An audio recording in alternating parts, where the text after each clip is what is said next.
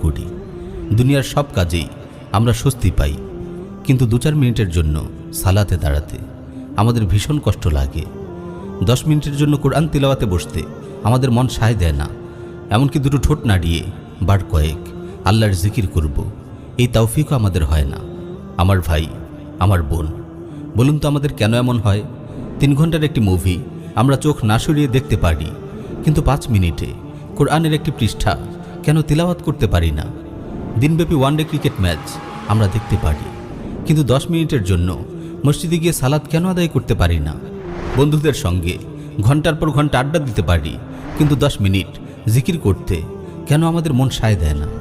প্রিয় ভাই ও বোনেরা, এই প্রশ্নগুলোর একটি উত্তর গুনাহ। আমাদের অন্তরে দাউ দাউ করে জ্বলছে গুনাহের আগুন। এই আগুন আমাদের হৃদয়ের সব সবুজ ফুল ফসল পুড়িয়ে ছারখার করে দিচ্ছে। এই আগুন আমাদের মন থেকে